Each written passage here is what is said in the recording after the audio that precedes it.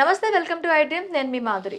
Sciatica ఇప్పుడు చాలా మందిలో ఇది ఎక్కువగా కనిపిస్తుందని చెప్పి డాక్టర్స్ అంటున్నారు. అసలు ఈ సయాటికా పెయిన్ ఎందుకు వస్తుంది, వస్తే దీనికి ఎలాంటి ట్రీట్మెంట్స్ అవైలబుల్గా ఉన్నాయి, డీటెయిల్గా చెప్పడానికి మనతో పాటు ఉన్నారు డాక్టర్ మనోజ్, ఆర్థోపెడిషియన్. తనని అడిగి డీటెయిల్గా తెలుసుకుందాం. Hello sir. సయాటికా పెయిన్, అసలు సయాటికా పెయిన్ ఏ భాగంలో ఎక్కువగా వస్తుంది, ఇది రావటం వల్ల ఎలాంటి ప్రాబ్లమ్స్ ఉంటాయి, దీనికి ఎలాంటి సొల్యూషన్స్ ఉన్నాయి?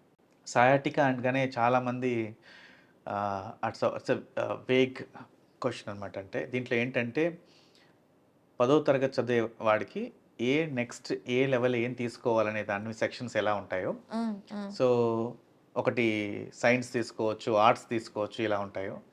సో ఇన్ని లెవెల్స్లోకి కిందకి వెళ్ళిపోయిన తర్వాత ఒక చిన్న అంటే స్పెషలైజేషన్ ఏదైతే ఒకటి తీసుకుంటారో దాన్ని మేము డిస్క్ ప్రొలాప్స్ అంటాం.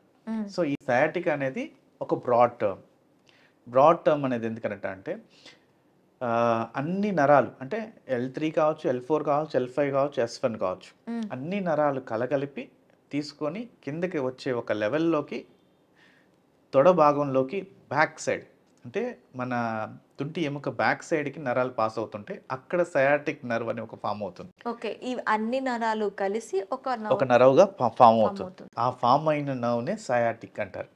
ఈ సయాటిక్ నర్వ్ వల్ల ఇది కిందకి మొత్తం లాగటం. అసలు ఇది చూడండి, ఒకసారి మీ స్పైన్ చూస్తే ఈ ఈ అన్ని నరాలు ఒక గ్రూప్గా ఫామ్ అయ్యి ఇవన్నీ కూడా కింద ఉన్న నరాలన్నీ ఒక గ్రూప్గా ఫామ్ అయ్యి L4 L1 నుంచి L5 L2 L3 L4 L5 and S1 S2 S3 అట్లా అన్ని నరాలు ఒక గ్రూప్గా ఫామ్ అయ్యి సో ఒక బంచ్గా ఫామ్ అయ్యి ఒక చిన్న లేయర్ అంటే చాలా ఎలక్ట్రిక్ వైర్స్ అన్నిటినీ కలిపి ఒక మెయిన్ వైర్గా స్టార్ట్ అయినట్టుగా అన్ని ఎలక్ట్రిక్ వైర్స్ ఒక మెయిన్ వైర్కి వెళ్తాయి కదా, అలా ఒక మెయిన్ వైర్గా స్టార్ట్ అయినట్టుగా ఒక సయాటికా అనేది కిందకు వస్తుంది. ఈ వైర్ మళ్ళీ కిందకి వెళ్ళి కాళ్ళకి అరికాళ్ళకి సప్లై చేయడం జరుగుతుంది.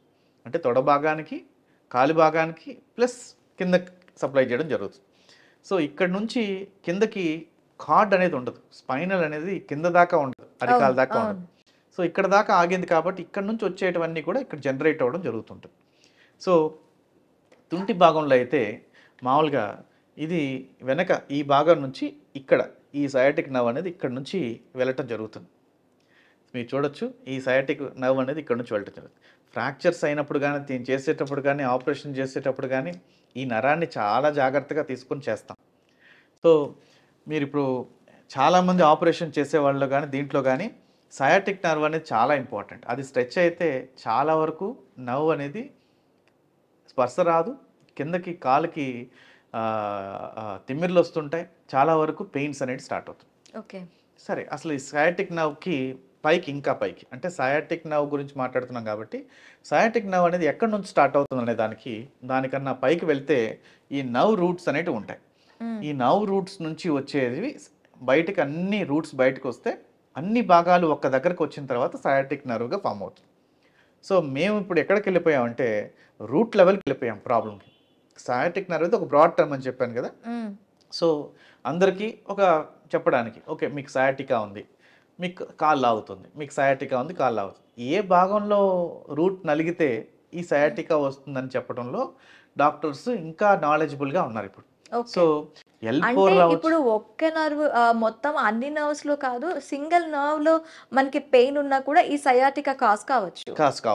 ఎందుకనంటే ఆ బంచ్ ఆఫ్ నర్వ్స్ లోకి అది వస్తుంది కాబట్టి ఈ సయాటికా కిందకి లాగుతుంది అని అనగానే యూజువల్గా ఎక్కడ ఏ లెవెల్లో కాజ్ చేస్తే తొడ భాగంలోకి వస్తుందా, తొడ లోపల భాగంలోకి వస్తుందా, కింద కాలు మొత్తం లాగుతుందా కొంతమందికి, లేదా అరికాల దాకా లాగటం జరుగుతుంటుంది.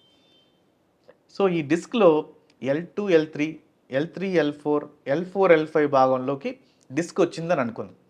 సో ఏ భాగంలో డిస్క్ నలిగితే ఏ ప్రాబ్లం వస్తుంది అంటే థైలోనా, లేదంటే లోపల భాగం ఆఫ్ థైలోనా, లేదా కాలు మొత్తానికి వస్తుందా అనేది తెలుసుకోగలుగుతున్నాం ఇప్పుడు.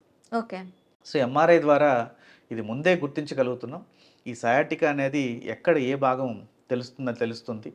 వాళ్ళకి ముందుగానే కొంతమందికి అయితే స్ట్రెచెస్ చేయటం వల్ల చాలా వరకు ఆ సయాటికా అనేది కంట్రోల్ చేయడం జరుగుతుంది.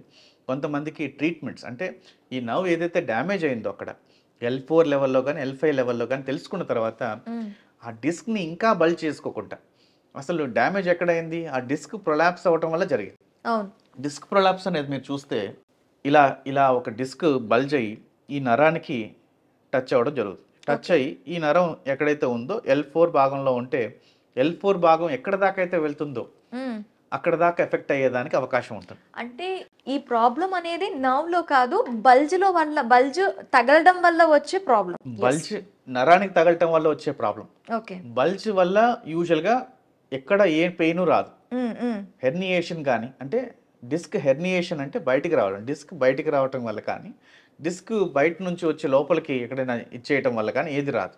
బట్ ఈ నరాన్ని తగలటం కానీ, కార్డ్ని కంప్రెస్ చేయటం కానీ, ఇక్కడ స్టార్ట్ అయిన దాన్ని కింద సయాటికా లాగా కింద సయాటిక్ నర్వ్కి పాస్ చేస్తూ ఉంటుంది. నడుములో జరుగుతున్న ప్రాబ్లం చాలా మంది నడుములో చెప్పలేకపోవచ్చు, కాల్లో చెప్పొచ్చు, కానీ స్టార్ట్ అయ్యేది మాత్రం నడుములోనే. ఓకే. సో ఈ సయాటికా అనేది కాలుకు చూపిస్తూ ఉంటారు చాలా మంది, కానీ నడుములో జరిగే ప్రాబ్లం అనేది డాక్టర్ గారు చెప్పేదాకా తెలియదు. సో ఇది సయాటికా ఇక్కడ స్టార్ట్ అయిన తర్వాత వీళ్ళకి ఈ నర్వ్ ఏవైతే డ్యామేజ్ అవుతుందో దాన్ని హీల్ అవ్వటానికి, మైలిన్ షీత్ ఇంప్రూవ్ కావడానికి ఇంజెక్షన్స్ కావచ్చు, ట్యాబ్లెట్స్ కావచ్చు, అండ్ కొన్ని స్ట్రెచెస్ కావచ్చు. డాక్టర్ గారు ముందు చెప్తారు. ఇనిషియల్ డేస్లో స్ట్రెచెస్ అనేటివి చేయకూడదండి, ఎందుకంటే ఆల్రెడీ కండరాలు చాలా టైట్గా ఉంటాయి. అవి ఇంకా స్ట్రెచ్ అయితే టేర్ అయ్యడానికి అవకాశం చాలా ఎక్కువ ఉంటుంది. అలాంటప్పుడు స్ట్రెచెస్ చేయడం ఇంపార్టెంట్ కాదు. సో కొన్ని రోజులు తగ్గించుకోవాలి. ఫస్ట్ పెయిన్ తగ్గాలి, స్పాజం తగ్గాలి, అంటే కండరాలు టైట్గా ఉండేటివి రిలాక్స్ అవ్వాలి. రిలాక్స్ అయిన తర్వాత స్ట్రెచెస్ చేయమంటాం. స్ట్రెచెస్ చేస్తే కొంత డిస్క్ భాగం అనేది కదిలి ఈ నరువు మీద ప్రెషర్ అనేది కొంచెం తగ్గించడం జరుగుతుంది. దానివల్ల వాళ్ళకి రిలీఫ్ అనేది చాలా వరకు రావటం జరుగుతుంది. యూజువల్గా ఈ ప్రెషర్ అనేది ఎక్కువగా ఉంటే కార్డ్ మీద, ఇది కింద రెండు భాగాలకి, అంటే ఒక సైడ్ వస్తే కుడి కాలుకి వచ్చింది డాక్టర్ గారు అంటారు, కొంతమందికి ఎడం కాలుకి వచ్చింది అంటారు, కొందరు రెండు కాళ్ళకు వచ్చింది అంటారు. రెండు కాళ్ళకు వచ్చింది అని అంటే దానికి కారణం ఏంటంటే ఈ డిస్క్ బల్జ్ అనేది సెంటర్లో ఉంది అని. ఓకే. అదే ఒక సైడే ఉందంటే ఇది ఒక సైడ్ మీకు కనపడుతుంది ఇక్కడ, ఈ ఒక సైడే ఉండడానికి కారణం ఒక సైడ్ వచ్చేవాడు. రెండు సైడు వచ్చిన వాళ్ళు ఉంటారు టేర్ అయ్యి, ఒక సైడు వచ్చిన వాళ్ళు ఉంటారు, సెంటర్లో వస్తే రెండు సైడ్లు కాళ్ళు లాగటే వాళ్ళు కూడా ఉంటారు. దీనికి టాబ్లెట్స్ ద్వారా ట్రీట్మెంట్ అయితే కొంతమందికి గ్రేడ్స్ పెరిగి, అంటే గ్రేడ్ 1, 2, 3, 4లో థర్డ్ గ్రేడ్ కాకుండా 4th గ్రేడ్లోకి పెరిగి నరాన్ని ఎక్కువగా నొక్కిపడడం జరుగుతుంటుంది. ఆ 4th గ్రేడ్ ఉండే వాళ్ళకి ఖచ్చితంగా ఎమర్జెన్సీకి తీసుకెళ్ళి ఆపరేషన్, ఆ డిస్క్ ఏదైతే బల్జ్ అయిందో దాన్ని తీయడం జరుగుతుంది. ఇప్పుడు కీ హోల్ సర్జరీస్ వచ్చేసాయి, చిన్న హోల్తో దాన్ని తీయడం జరుగుతుంది. చేసిన రోజే నడవటం జరుగుతుంది. చిన్న హోల్స్ కాబట్టి ఎక్కువ బ్లీడింగ్ లేదు కాబట్టి ఇన్ఫెక్షన్స్ కూడా లేకుండా తొందరగా వాళ్ళు రికవర్ అవ్వడం జరుగుతుంది. Okay doctor, thank you very much.